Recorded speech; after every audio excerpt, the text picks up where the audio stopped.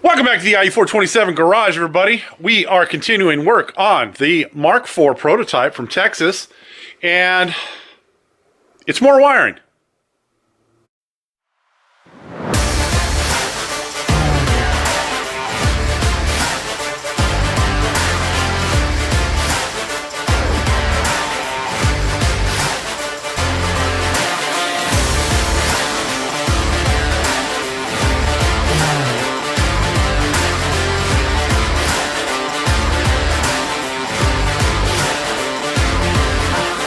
All right, as I said, more wiring.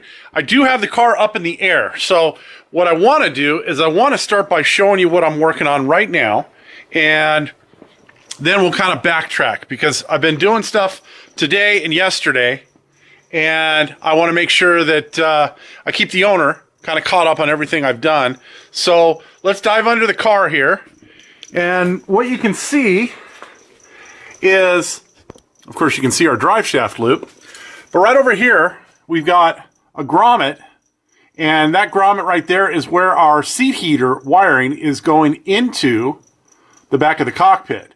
And right there, you can also see that we drilled a hole right there, yeah, for our seat belt bolt.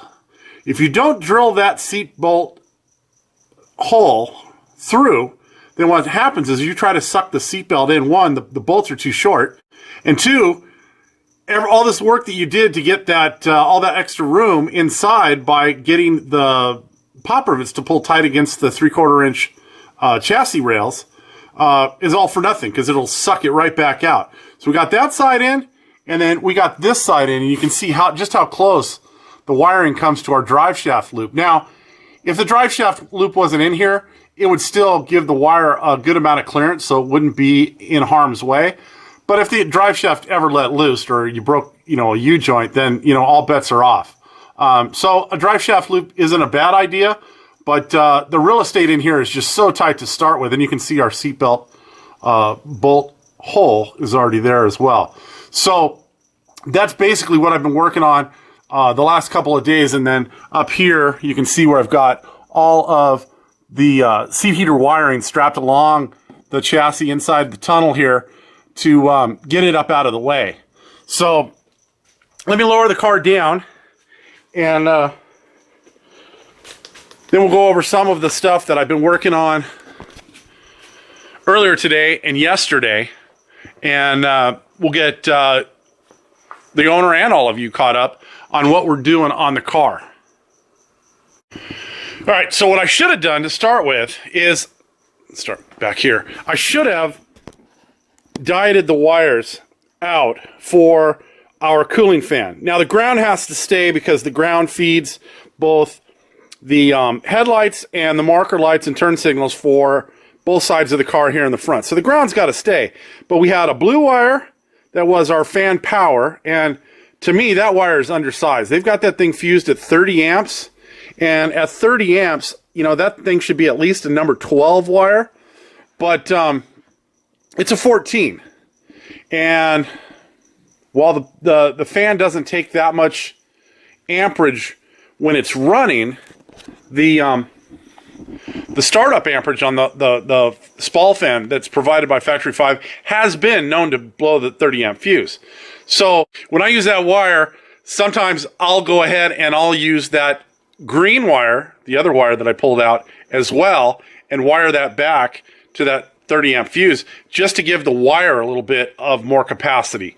But we're not using that here because the Coyote control pack is controlling our fan. So if you remember, there's a number 10 feed wire from the Ford control pack that gives the fan power. So that's all done, but I did take those wires and I dieted those back. Now I don't want to pull them out of the chassis altogether because I might use those. So for instance, right now, when I rewired the fuse box for this blue wire, I dropped the fuse size down to a 20 amp fuse, and it's tied into switched power, I believe. Or is it constant power? I think it's constant power. I'll have to look at the fuse box diagram, but I think it's constant power. So I potentially have a 20 amp circuit that's hot all the time here.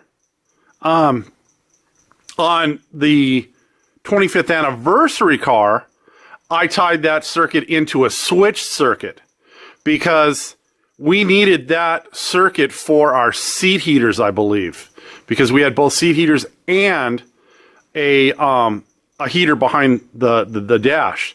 And so I needed that extra circuit. So I made that a switched circuit. But here, I'm not sure what I want to use it for, but I am going to keep it here, and we'll tuck it behind the dash in case the owner somewhere down the line decides he needs a circuit for something. Now, the green wire here is that green wire I was telling you about. This is the trigger wire, and there's been discussion on the forum here lately. Someone's all bent out of shape because Factory 5 says you can use either one of these wires. There's a wire here, and then there's a wire inside of the gauge run of wires that's right here. And so you can use either a thermostatic switch on your intake manifold if you're running a small block Ford or small block Chevy, or if you're running this in a hot rod or the 35 pickup, they give you a bung inside the radiator to screw your sensor into there. So it's explained and it's laid out in the Factory 5 manual. But, you know, I'm not going to get into it any further than that. So basically, so that's what this wire is right here, the green wire. So like I said, I'm gonna probably tuck this in behind the dash and get it up out of the way, and it'll always be there if the owner down the line needs something. We haven't plugged our wires in right here to the front. We'll do that soon because as we creep up on first start, we want to make sure that all these connectors are plugged together. Otherwise, you may run into an issue where, you know, if you're not running the Coyote control pack and it doesn't control your fan, you start your engine up and your fan never comes on. And that fan wire goes through here. This is the wire right here that we took out. So while I'm here, we got our fluid lines from our reservoirs into our master cylinders. So what I did is I took a grommet, I ran both hoses through the front of the foot box, and we've got them routed to the master cylinders. Now, there's no pressure on these, and generally you can just put these on and they won't leak without the clamps. I just put the clamps on as a secondary measure so that you don't have to climb, you know, into the foot box and try to find out where a leak's coming from down the line. The clamps are going to hold it tight and it's not going to leak this way. And I've got clamps on either end. I put black clamps on this side. I put silver ones on this side because they wouldn't be seen. So I try to keep everything, you know, to where it's going to look nice. We've got our clutch in and adjusted. So you can see our stop right there. There's just the slightest bit of free play in our clutch cable. And that's going to allow us to not smoke our throwout bearing. Here we've got the OBD2 port and the MIL, which is the multi-function indicator light, or engine light as people like to call it. So that's in, and that's just installed with a couple of black trim screws. I've got most of the grounds landed. Now, granted, this ground's sitting on top of the steering shaft right now, but these are all going to get strapped up and out of the way. We'll put a strap up here, and then these will all get held up out of the way. I've got those grounds landed back in here, so they're landed on our ground stud. And what I've been working on today, as I was telling you, was the seat heaters. So I had to extend the seat heater wires because as delivered, they have it to where you're going to mount the switch, the relay, and the seat heater pads all within the seat. So, you know, the relay would probably go underneath the seat, and the switch would probably mount to one of the seat bases, and then they give you a long wire to run up and behind the dash because they're universal seat heaters. So what I like to do is I like to put the relays up here on the dash, so you can see we've got our two relays there marked driver's side and passenger side, and then I extended the wires so they would reach the back of the seats on each side of the car. So that's where we put the grommets through. Those will be cut off, and then I will solder and heat shrink the ends. So those are all ready to go once we get to the point of putting our seats in. So that's done. I went through and tied all of the Coyote control pack wires in. So everything that we need from the Coyote control pack, which is this connector here, is now tied into our Ron Francis harness, up to and including our request for start. I wanted to use the wires that were in the Ron Francis harness to get from here to here. So there was another blue wire that was attached to this one that was the start wire for the starter solenoid that runs from here to the Ron Francis clutch switch and then back over to the other side of the car and through and to the front and down to the starter. We've eliminated that wire because the Coyote control pack takes care of the start circuit. So all we have to do is have a momentary push button. In this case, we're just using the spring operated portion of the ignition switch, but it only takes a momentary switch, a push button to start the car. And then the starter will turn until the engine starts. So we've got that wired in, and I went ahead and re-terminated the end, put an eyelet on there, and so this is all ready to go for our ignition switch.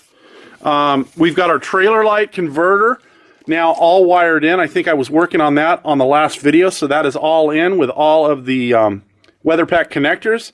And then I have, right here, I have our Russ Thompson turn signal switch in the box, which is probably what I'm going to be working on tomorrow. I'm going to get that put in place.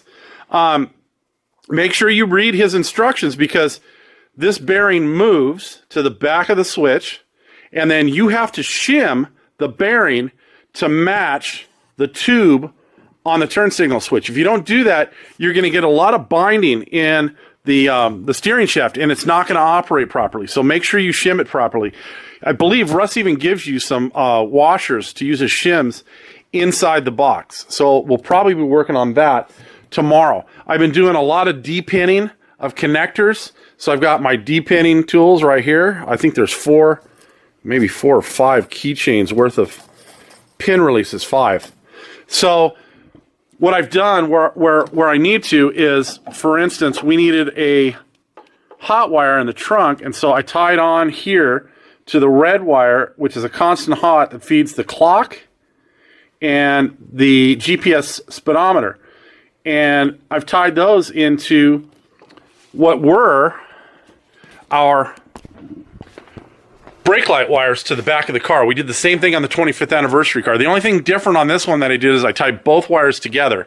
And if the owner ever wants to separate those, he can. Otherwise, he's got 2 constant hots in the trunk. So those are right here. And I'm going to use one of these to a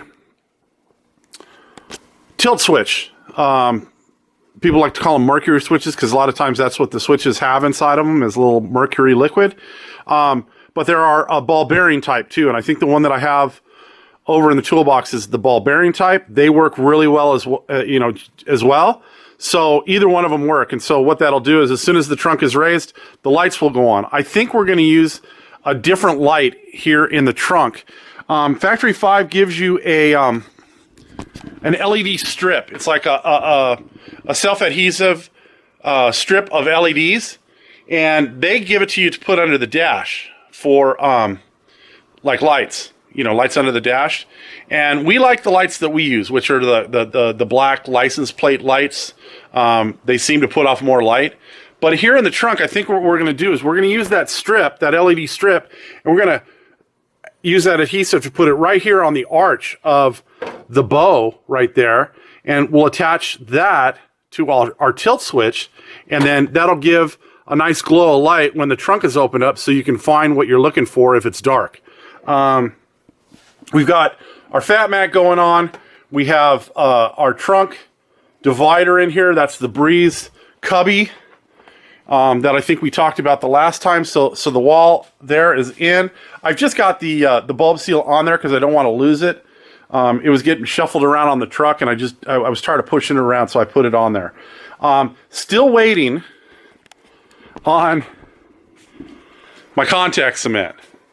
So as soon as my contact cement comes, I'm going to jump on the heat and sound mat in the car. I might even get Mrs. IE427 to come out here and help me with that, because she seems to have all the tricks to get that stuff in. She's really good at putting puzzles together. So I think I'm gonna let her do that. But that'll get you all caught up for tonight. I'm about ready to head in for the evening, and I'll catch up with you guys tomorrow. All right, what a difference a couple of days makes. Last couple of days, it was sweater weather. You guys saw me in my sweatshirt. Today it's like 72 and sunny. So I've got the door open on the shop. I'm working on the heat and sound mat on the car. So you can see I've got the trunk pretty much finished up. Now, I had started the trunk, so I had gotten the upper portion of the trunk and the cubby wall pretty much done. So other than like taking the roller and smoothing it out, I had gotten those pieces in. What I hadn't done yet is I hadn't done anything with their drop trunk. So none of this had heat and sound mat in it, and I'm trying to maximize all of the pieces from the roll that we bought. Normally I'll buy, you know, 2 big rolls, but since we've got that heat and sound mat kit from Breeze Automotive for the cockpit, I'm trying to economize the best I can, because I'm probably going to need whatever's left from what we bought for this to supplement that kit from Breeze. So for instance, I'm going to have to, you know, come up with some pieces for inside of our package tray, and I want to make sure I've got some left. Now I've got about 4 feet of heat and sound mat, the fat mat, left, and I'm hoping that's going to be enough. If not, I've got another roll upstairs, I think, that I can dip into, but that was not bought for this car. So we'll see what happens. So for the most part, the heat and sound mat, the fat mat portion of it, is all finished now. And I finally did 4 days out for delivery. I got my contact cement. So it took a beating in the box it was shipped in. It's spent 4 days at the Ontario hub before it finally got delivered, but it's here. So we're going to use that to apply our Breeze, what is it? I think it's like Cool It mat. I don't know what the brand is. I've got to open up the package that came in and find out exactly what the product is. But they want you to use contact cement to apply it, and so that's what we're going to use. I don't want any problems with you know, using a different product, spray glue or anything like that. So we're going to use exactly what they tell you to use, and you know, CYA. Other thing, what I worked on last night after I put the camera down was the turn signal hub and assembly from Russ. So I was texting back and forth with the customer as far as placement, as far as, you know, how far we wanted to stick out from the dash, because since this bracket has changed for the Mk4s, you can now get the steering wheel to come closer to the driver. You know, I prefer not to. I like it as close to the dash as possible, and so I sent the owner a couple of pictures of the inside of Slytherin, and I may insert that picture now. You can see how dusty it is inside of Slytherin, but I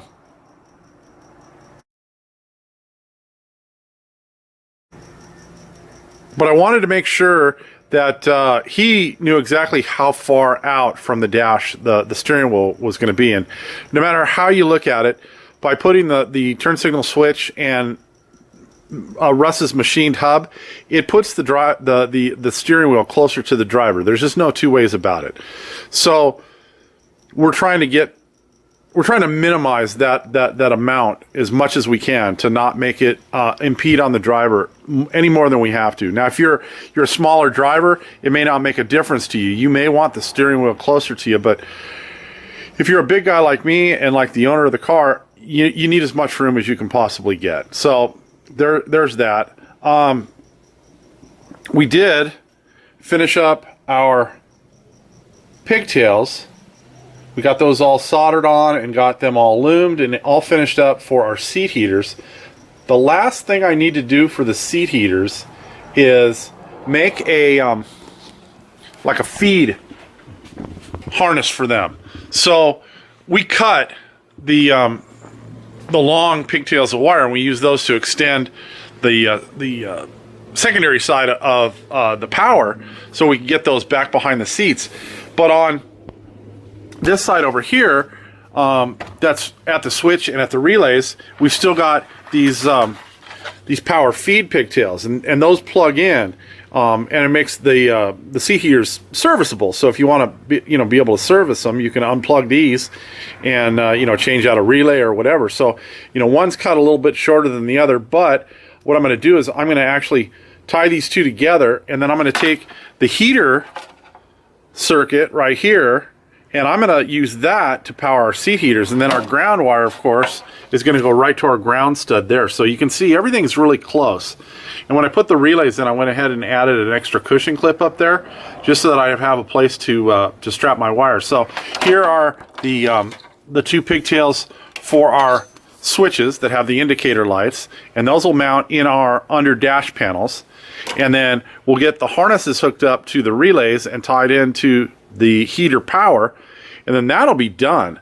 So really the only thing left as far as secondary wiring that we're going to have to do is going to be our windshield wiper motor and switch, and then our power for the trunk light. And then the wiring's pretty much done for now. I'm hoping to get those loose ends tied up in the next day or two. We've got the weekend coming up in 2 days, and I'd like to get Mrs. IE427 out here in the shop to help me get that heat and sound mat in the cockpit. And then after that, it's going to be a push to get this thing ready for first start. We need to get our fluids in. We need to get everything ready for first start, because I've got to set a date with the owner so that he can make reservations for airlines and anything else that he needs in order to get out here when we're ready to do first start. I'll catch up with you guys tomorrow. All right, everybody, it has been a couple of days since I picked up the camera. Just wanted to play a quick game of catch up here. We've gotten some parts for the Texas prototype, and so we're going to go over some of those. First and foremost, I ordered some of these 90-degree fittings for the crossover hose. Now, I don't know which ones were supplied with the 25th anniversary car, but I will say this. When I assembled the ones for the 25th anniversary car, they clipped on to the fittings on the motor with no issue. They slid on and snapped, they were in place. The two that are here, it took some serious finagling to get them to actually seat down onto the connectors and to get them to lock in place. So I expressed my concern to the car owner, and he asked what we could do, and I said, well, we can order the name brand connectors, and these are the Gates Quick Lock. And the part number is a 28504.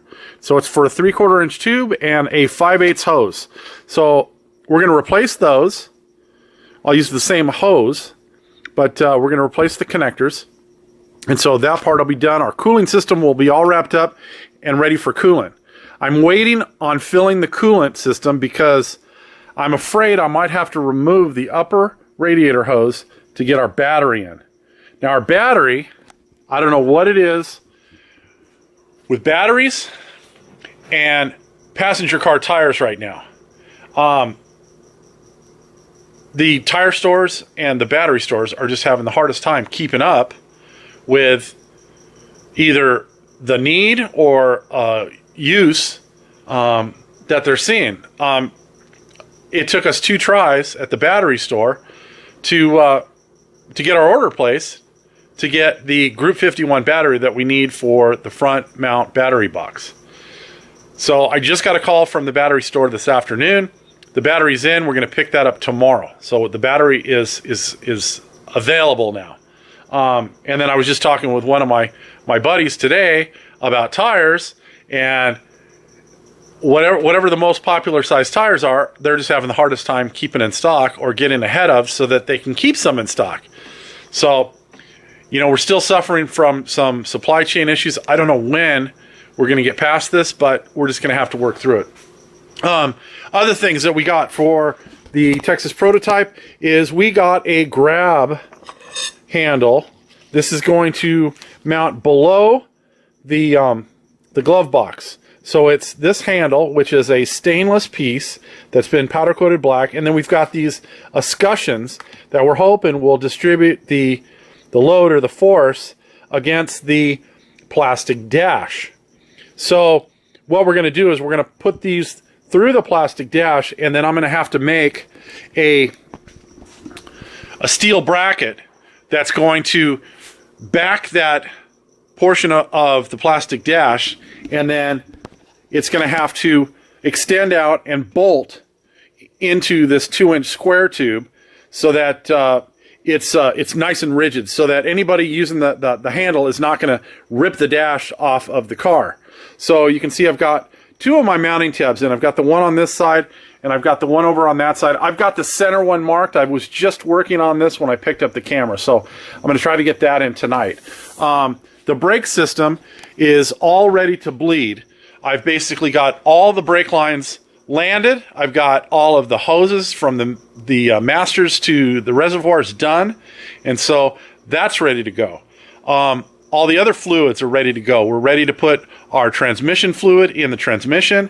We're ready to put engine oil into the engine, and then coolant as soon as I get that battery mounted. So the dash is pretty much finished up. The only thing I'm waiting on is getting the glove box all squared away. So I've got the dash face down on a towel because I don't want to scratch up the face of either the gauges or the dash. And this is that section that we're going to be mounting that grab bar to. So we'll put a steel plate in behind here, and then we'll have a welded bracket from that steel plate to the 2-inch square tube that's behind the dash. And that should give it plenty of support so that it'll stay in place with anybody that's going to be using that to either enter the vehicle or exit the vehicle. The chassis harness is all done, front to back, minus our weather pack connectors. All right, so we got a delivery with our weather pack connectors, and they are here. So we bought a 10-pack of 3-pin weather pack connectors. Now, we only need 2, 4, 6 of them. We need 4 on the front, and we need 2 in the back. But for the price that we got 10, it was just worth it to get all 10 of them. All right, music update. Kenny Wayne Shepherd, blue on black.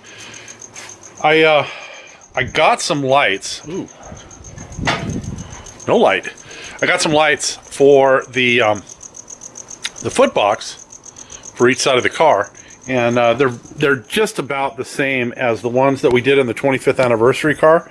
So they're these little they call them license plate lights when you search for them on Amazon and eBay, but this particular one has 6 LEDs. The last ones that we did had 3 LEDs, but they're the same light output. So we're going to put one of these on each side of the car right about here, just inside the hinge, and that'll light up the foot box, and those will be tied to our headlight switch for the basically the dome light or the courtesy light, and that's these 2 wires here. So we'll do the same thing. We'll feed these wires down into the tube, and then they'll make up, or they'll make their connections inside the tube here, and then that'll be, you know, not easy to get to later on, but at least accessible, so that if they ever have to be changed out, you can pull the wires out the side here and then get in there to install a new light. Because, you know, that's the problem with the LEDs. They say that they last for 10, 12 years, but it's been my experience that they never last that long. And you can't just change the bulbs out. You got to change the whole light. So it's kind of a pain in the neck. But that's what I'm working on tonight. And then I did finish doing some of the weather pack connectors. So in the front of the car, I've got the weather pack connector is done there. And I try to do these in a manner that, you know, they can't be plugged in the wrong way. So what I did is I put the female pins in each of these. Even though we've got a female connector and a male connector, I put all female pins in all these. So these two cannot be plugged together. And then when the headlights and the marker lights go in, they can't be plugged in the wrong way. So I've got them done on this side. I finished up this side today. And then in the back of the car, I've got the tail lights. I've got them done the same way. So on this side, I've just got a weather pack connector here, and I've got a tie wrap holding it in place. I got my cushion clips in back here, so those are all good. And then over on the driver's side, I've got this side done as well, and it's ready to go. So the last thing we'll have to do is wire for our taillights themselves, and then the electrical harness is pretty much done throughout the entire car. It's just a matter of plugging things in now and getting ready for first start. I think that's going to do it for this one. As always, I want to thank each and every one of you for watching. If you're enjoying the content, please do the like, the share, the subscribe, all that kind of stuff. We'll see you next time. Have a great day.